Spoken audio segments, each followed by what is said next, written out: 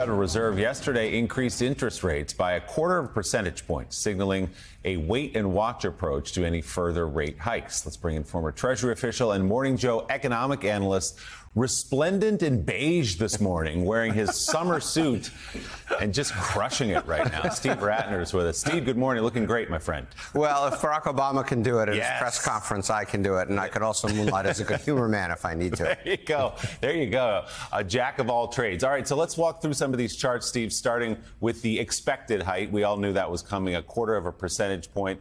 How significant was it? What do you read into the number? Sure, Willie. Well, let's take a look here at this chart right over here, because just as a reminder, of course, we've had this incredible string of rising interest rates. And yesterday, the Fed increased rates to around a 5.5% rate. Now, both the Fed and the market think we are near the end of this cycle. They're looking at maybe 1 or 2 more interest rate increases before it starts to turn down, getting down here to about 3.5% in about 2.5 years.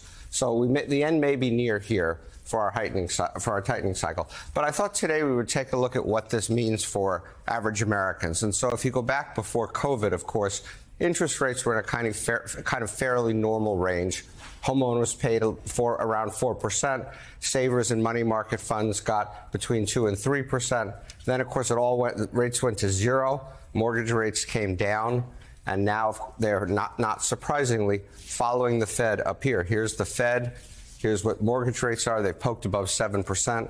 Money market funds for the savers out there, close to 4%. Bank deposits still really haven't moved. They don't move that much. Banks need these low-cost deposits to create their profit margin. So you can see for both borrowers and savers, it's also been a pretty steep climb lately.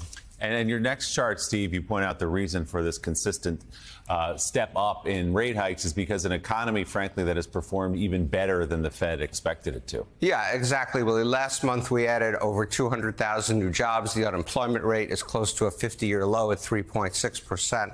And economists have been bringing up their forecast for economic growth for this year now to 1.5%. Not a huge amount, but back at the beginning of the year, people thought the economy was going to be almost at stall speed. So that is what has been driving the Fed up. But as we look ahead, we're not out of the woods yet in terms of the economy. Economists have been bringing down their projections for growth next year really to almost 0.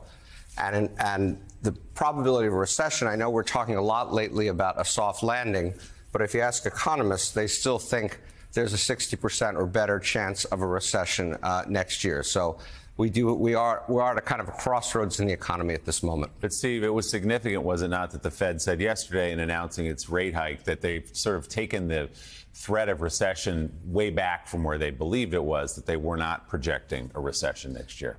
That's exactly right, Willie. Powell did pull back his recession forecast. I think we have a greater probability of a soft landing today than I would have said to you a few months ago. There's no question that the economy still remains strong and inflation has been coming down, perhaps a bit faster than we thought. But we're not out of the woods yet by any means. And in your last chart, Steve, you're looking at inflation, obviously key to all of this and what the Fed will be watching. Exactly. This is Powell made a point yesterday of saying the Fed, as they say often, is data dependent, and what happens going forward will depend on a number of things that are really represented on these two charts. First, of course, is inflation. The CPI, which everybody focuses on, is the shaded area. And, of course, we all saw that 3% CPI number come out recently, and that was very encouraging. The Fed looks at a different measure of inflation called the PCE. I won't get into the weeds on that, but that's this dark line here. And this is headline. This includes food and energy, which, as we've talked about before, has driven a lot of the inflation during this past cycle. When you take food and energy out, which is what the Fed and most economists do, what we call core has not been as inflationary. But the PCE, again, is still sitting here at about 4.8%. We're going to get a new PCE number on Friday. The hope is for 4.2%. That would really be great. And that's one of the things the Fed's watching, to get down to this 2% level. It wants to be at 2% before it really starts cutting interest rates. The biggest driver of inflation is wages. We all want wages to go up. We want people to earn more, but that you have to find the happy balance between wage increases and wage increases that create inflation. And so, again, wages were rising at a fairly normal rate. We all know that they jumped up. Interestingly, this light blue line is if you quit your job and take another job, you're going to get a bigger pay increase than if you stay in your job. But nonetheless, wage increases have started to moderate, but they're only down about 5.5%. We still have 1.6 unfilled jobs for every American who's looking for one. We still have almost 10 million unfilled jobs in this country, and that is going to keep pressure on wages. And so the Fed needs this to come down to between 3 and 4% to have a hope of 2% inflation. So, Steve, maybe you can help us out with a perplexing question. There, I got it out.